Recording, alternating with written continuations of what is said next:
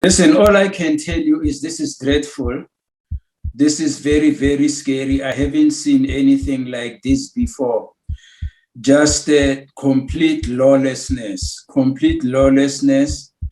and flagrant stealing and looting. And I think for me, what continues to worry me, which I cannot even explain right now, is the complete absence of law enforcement.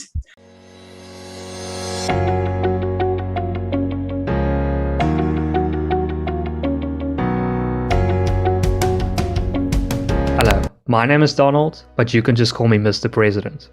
This is WorldView, and at WorldView we explore everyone's perspectives on all things that can broaden our worldview. If you've liked our content so far and enjoyed it, please consider liking this video, subscribing, and donating on Patreon.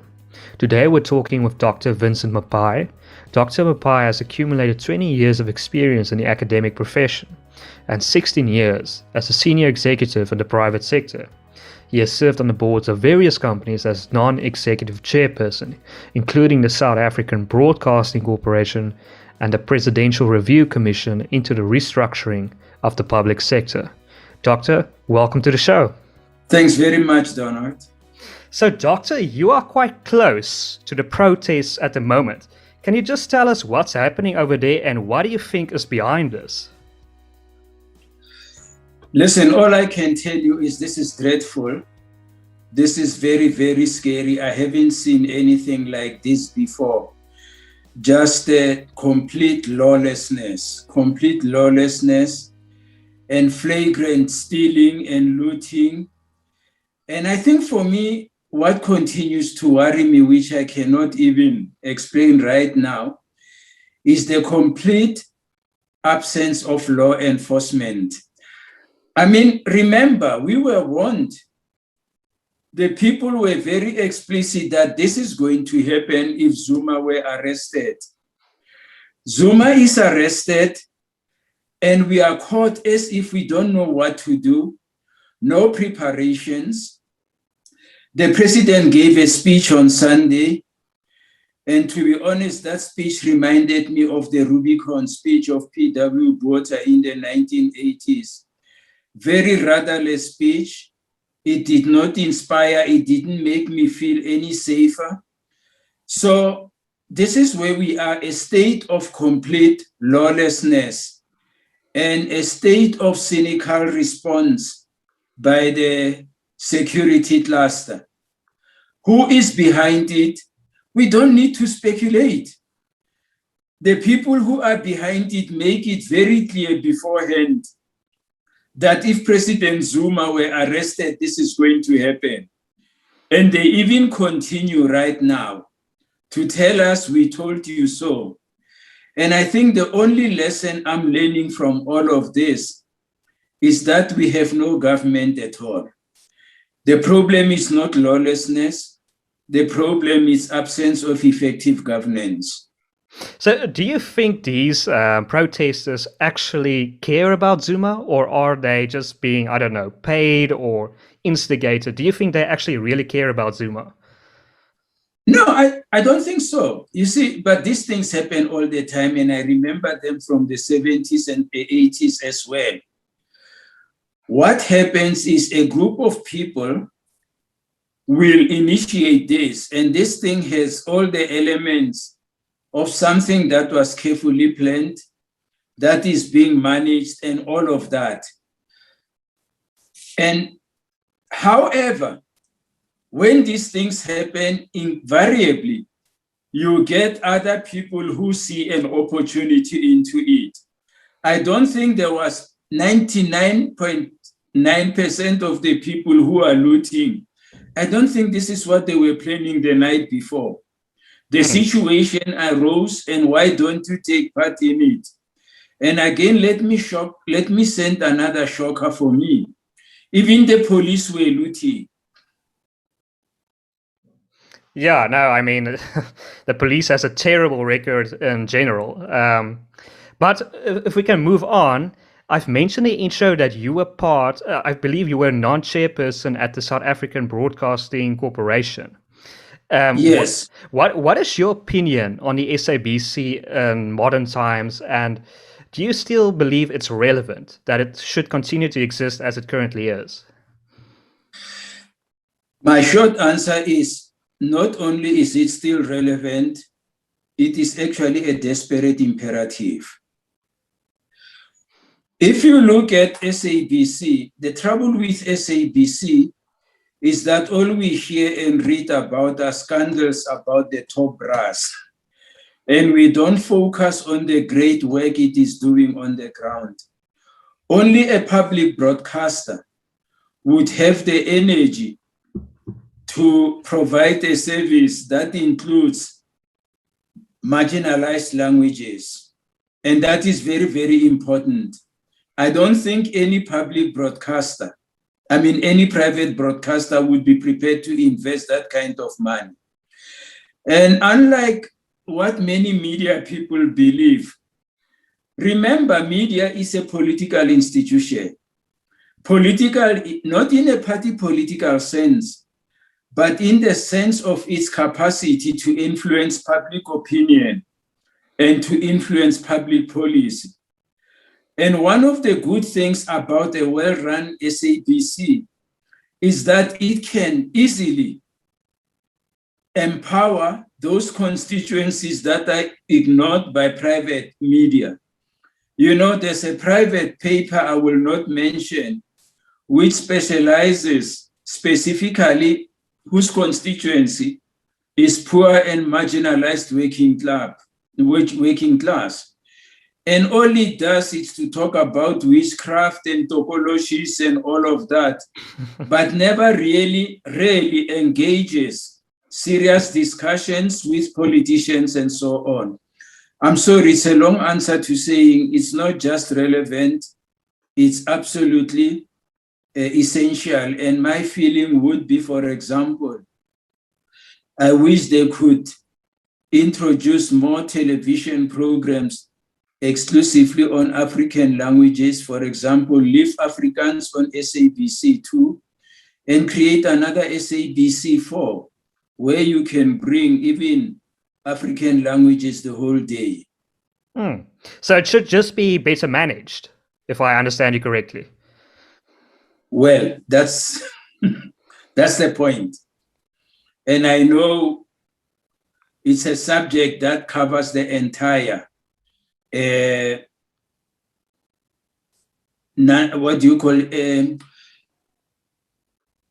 state-owned enterprises.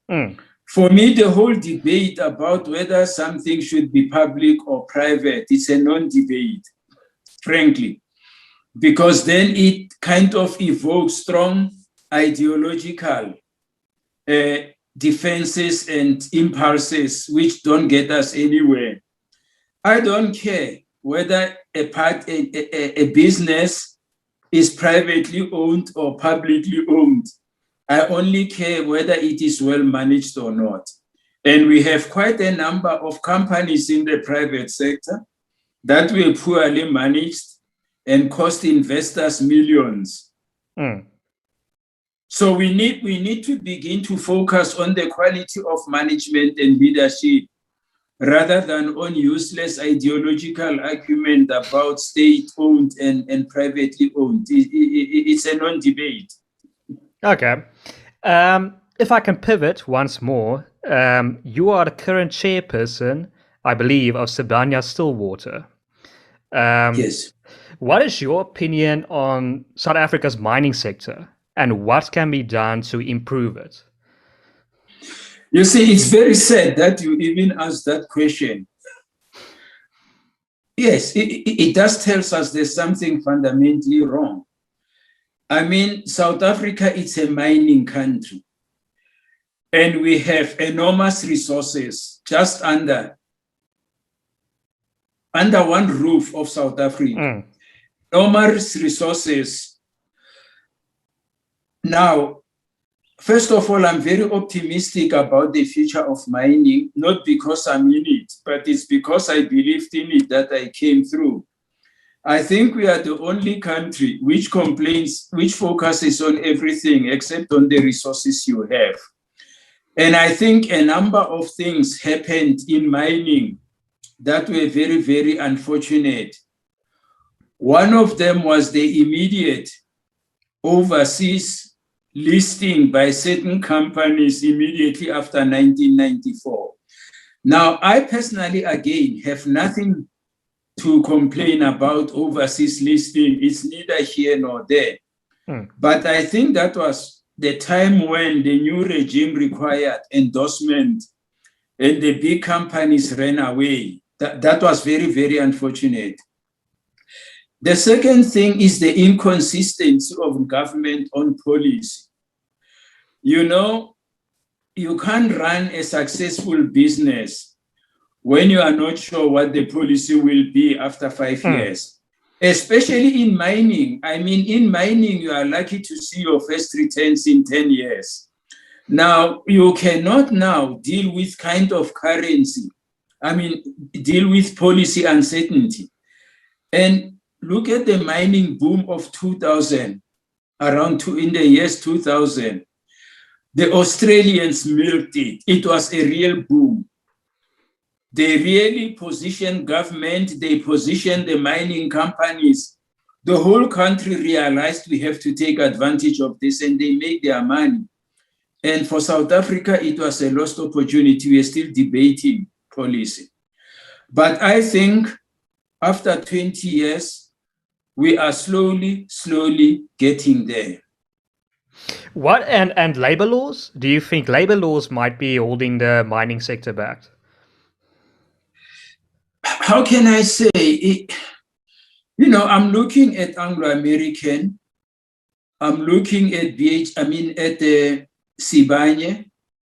I mean, Sibanye, just to give you an example, in the first quarter of this year, it paid a dividend which gave back the original investors more than they had actually invested, just in a dividend, not in a return, in a dividend. So quite clearly, the opportunity is enormous in the country. You know, Anglo-American is still doing very well. You know, labor issues will always be subjects of debate. But do not underestimate the capacity of companies to adjust. And what usually happens, if labor continues to be a problem, you certainly go for mechanization. So I'm just saying that is not the big thing. For me, mining is suffering from two major diseases, one peculiar to it, maybe not even peculiar to it. Both of them are peculiar to the whole industry.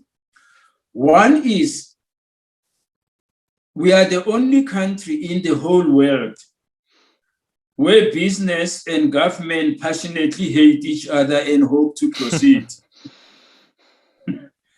It's impossible. Everywhere else, government and business try to work in unison towards a common goal. And it is the failure of the ANC, that government, that it has not been successful in creating that environment.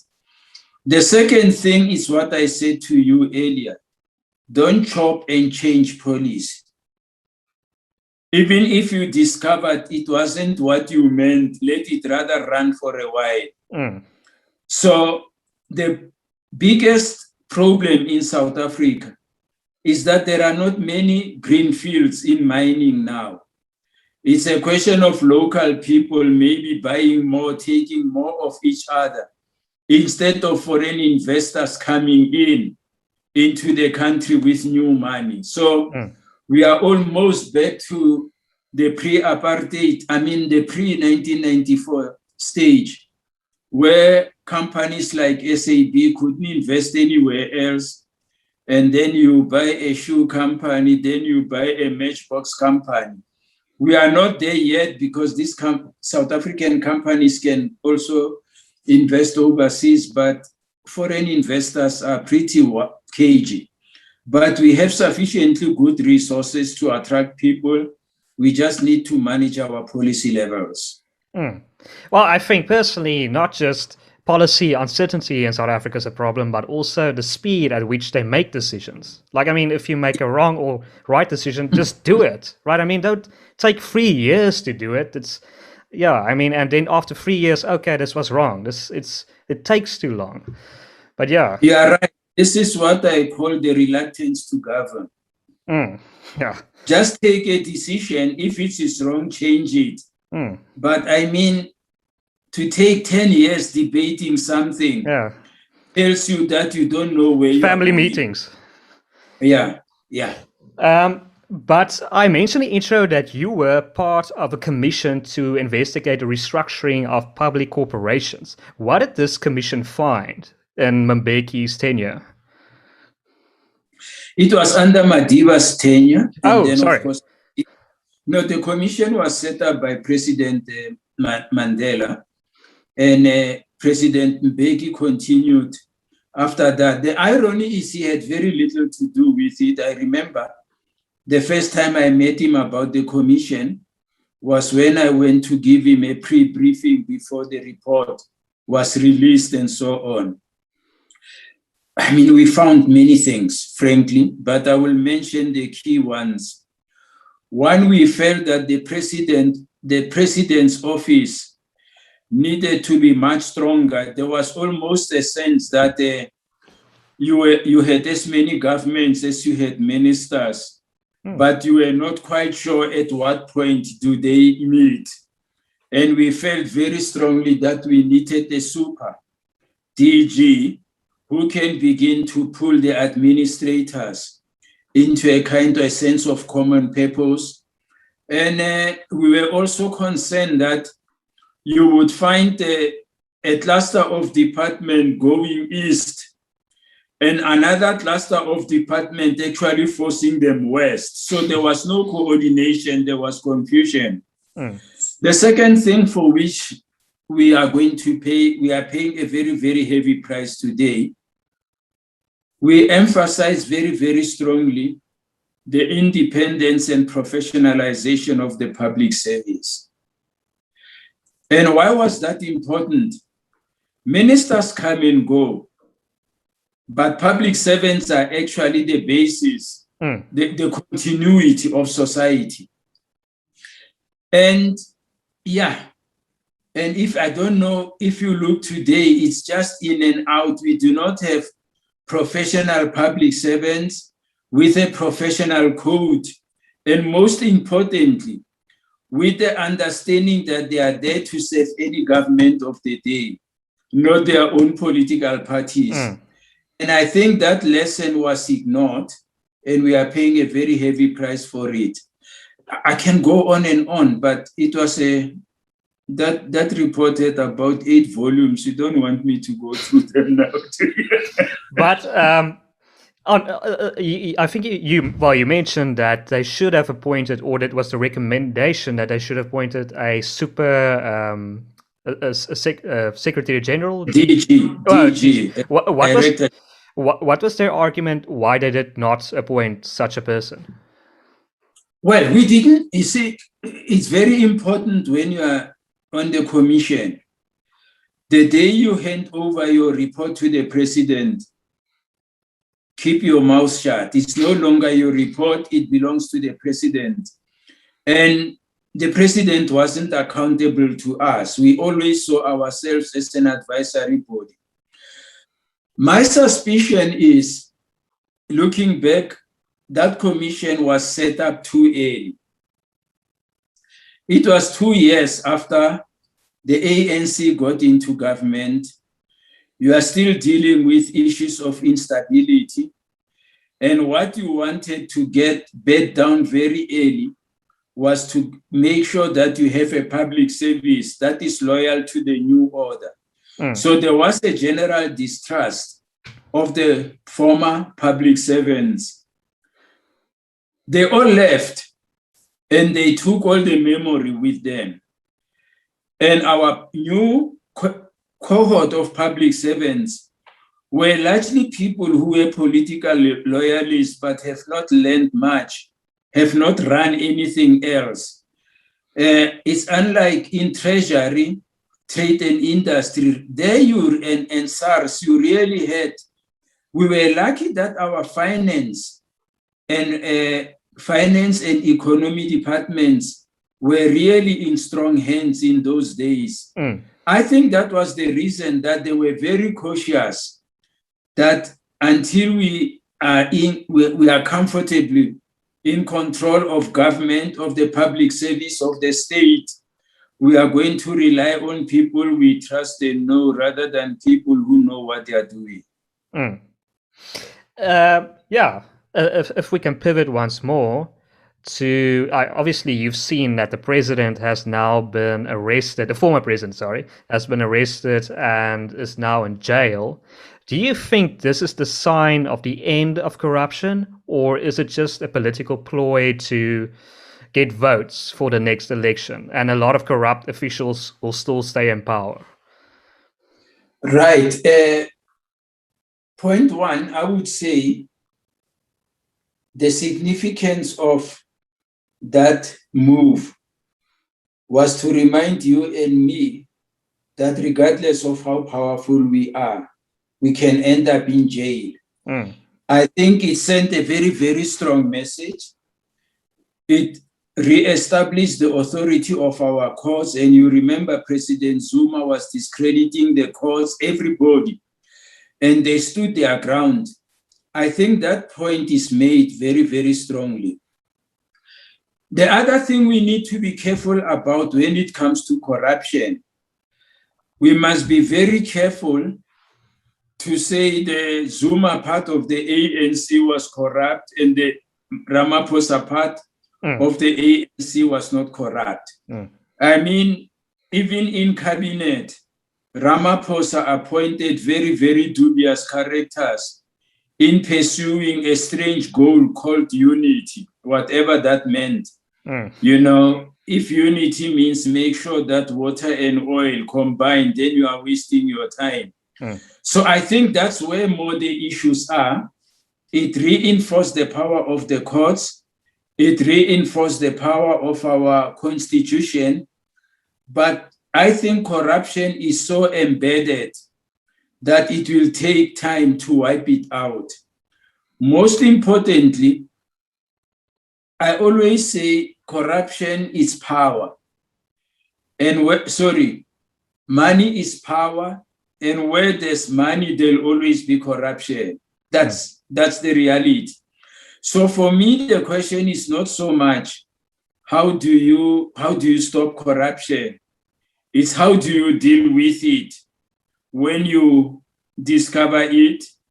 And I think the jury is out. The record, the Ramaphosa record, even right now, is pretty negligible. Do you think the president himself is clean, or is he also embroiled in it? Or is he just trying to maintain ANC unity?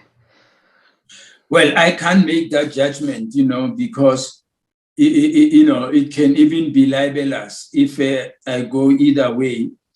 I always say until somebody has been proved to be corrupt, or until we are facing overwhelming evidence that there's corruption there, then you can make an assessment. But something you may ask is, how do you become a multi-billionaire when you have never done an 8-to-4 work in your life? What, do you want to answer that, or? Hello? Are you still there? Oh, sorry, just disconnected. Hello? Sorry, the signals. I'm back. Okay. You had disappeared. Okay, there we go. Do you want to answer that? Do you want to elaborate on how Ramaphosa got his wealth?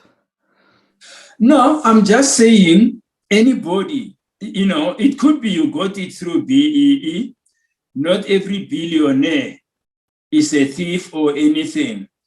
But I'm simply saying anybody who ends up with huge sums of money, especially when you are a president, you may find it helpful to explain to the country how you got there. That's all. And the fact that you don't want your donors known and you even go to court to have the file sealed doesn't prove anything, but it creates a measure of discomfort. Do you think if the former president Mbeki was still president, that South Africa would today be in a better situation? Like, for example, I know in the National Development Plan, it was projected that we would have on average 5% economic growth every year during Mbeki's time. And obviously, we did not have that during Zuma's time. Do you believe that we would have been in a better situation if Mbeki was still president? Absolutely, no doubt about that. Look at it this way. Something Mbeki that Ramaphosa and Zuma did not have. It's what I would call a clear political aspiration for the country. Mbeki was clear on two things, I mean more, but particularly two things that he pursued relentlessly. One was he repaired the economy. Remember the state of the economy after 1990. You know, boycotts, sanctions, and all of that. Our economy was in a state of disrepair. Deficit. And yes, under Mbeki, it continued to grow. So he did a great job there.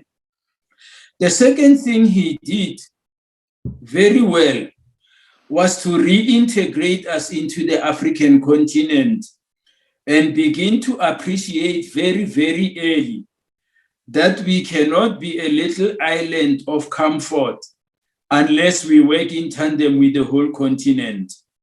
Number three, he brought us international credibility. We were respected all over the world. And we have lost on all those dimensions. And everything has gone south ever since. So I believe that if Mbeki had more time, we would definitely have been better.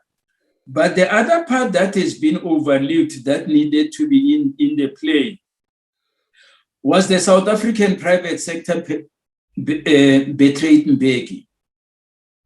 He opened doors for them on the continent where they were not allowed for a long time. And they made lots of money in the continent. He really helped the South African business. He really did. Because he understood that we need a strong economy if we want to be a player. He understood the economy. I think the South African business did not come to the table. And even when you speak to them now, they look back and admit that it was a serious error of judgment on their part not to work closely with President Mbeki. He's a great loss.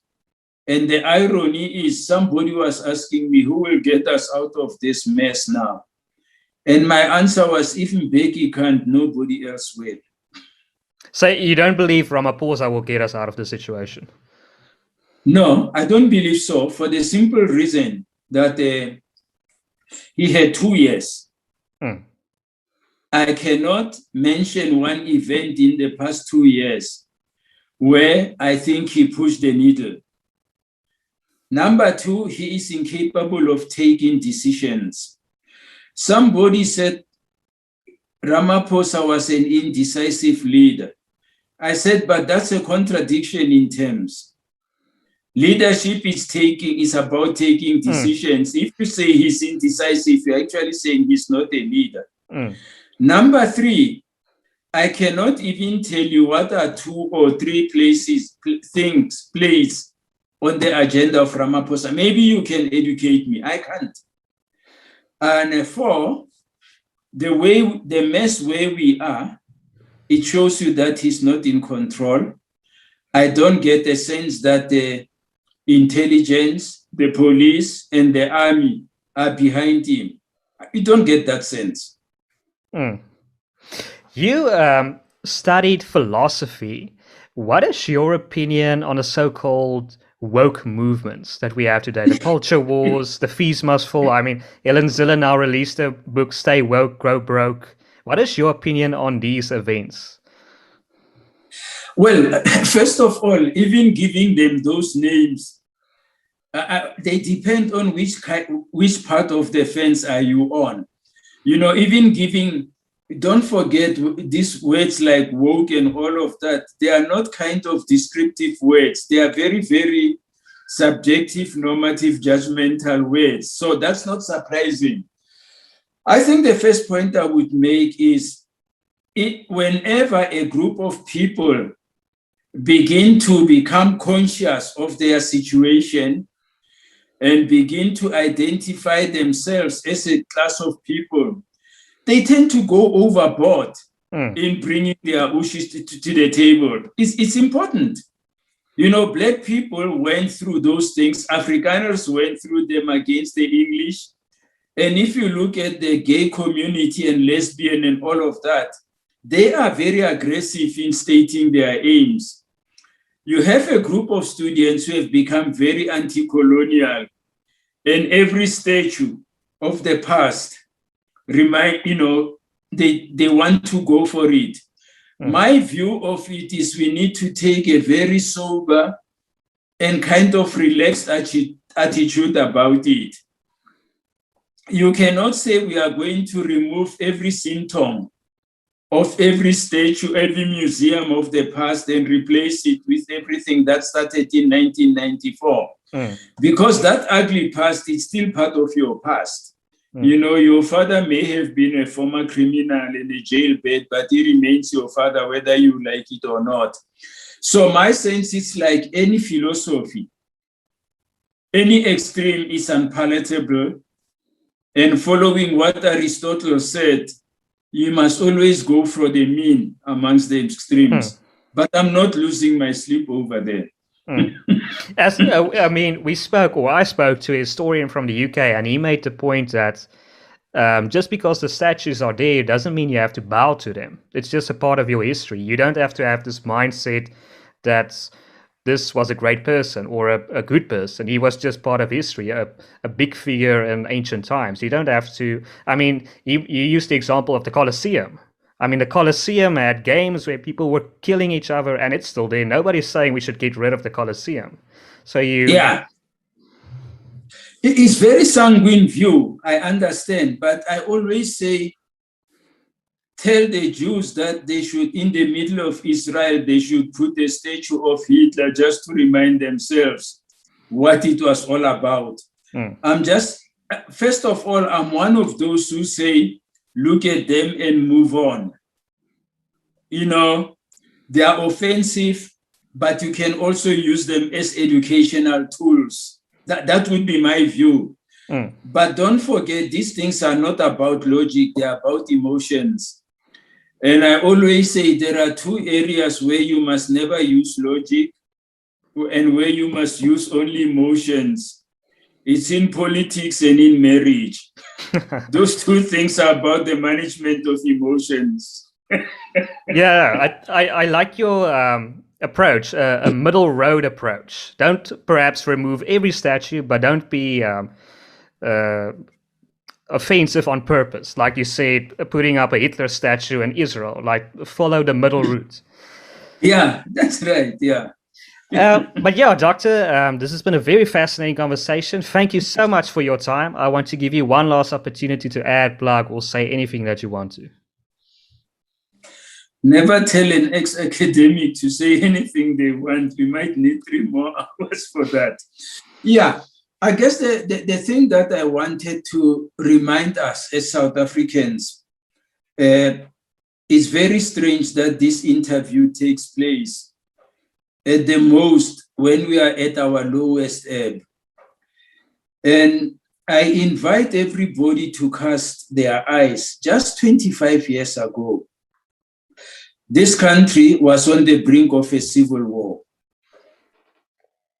I remember in 1989, a very, very well-informed political scientist predicting that we are on the brink of civil war and saying that under no circumstances would whites accept majority rule. But what happens from the 2nd of February in 1990 is short of remarkable. First, that a group of people, the ANC and the National Party, agreed to talk to each other. The second miracle is they even sat down to talk. And the third miracle was that they agreed on their way forward in the new order. What brought us to that point?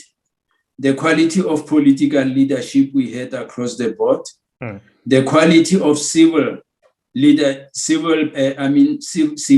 leadership we had across the board, and most importantly, the appreciation of ordinary South Africans that we need a win-win situation where there is no loser.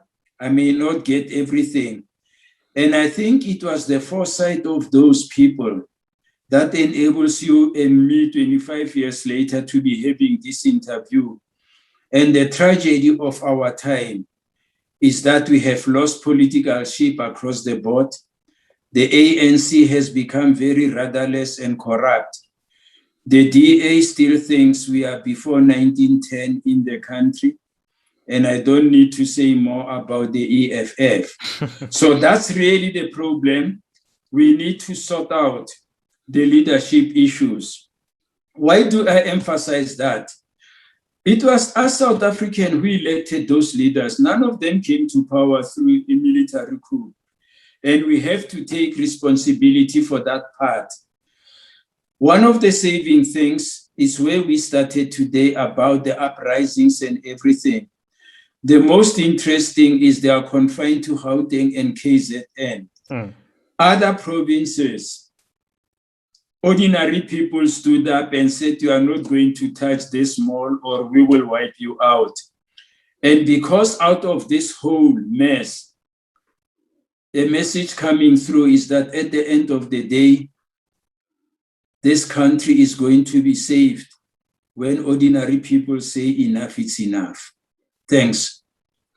No, great, absolutely. Just one follow-up question, if I might. Do you think these unrest, like you mentioned, that happened in Gauteng and KwaZulu-Natal, do you think it will cost the ANC votes because it wasn't well managed? I think it will be a negative loss. Sorry for that kind of description. And we saw that already in 2017. Yeah, the ANC has been losing votes since 2009. And then others went to the EFF, others went to the DA. What was significant was in 2017, the protest was expressed by people just staying at home and not participating in a vote. And the biggest challenge in the country today, not the biggest, one of the issues that we will need to confront is that the ANC is bad, but there's nothing looking better than it at the moment. Yeah, no, that's opposition. Yeah, no, that's definitely true. But yeah, thank you so much for your time, Doctor. To our viewers, if you've made it this far, please consider liking this video, sharing it as widely as possible, and subscribing to our YouTube channel. My name is Donald. This has been WorldView.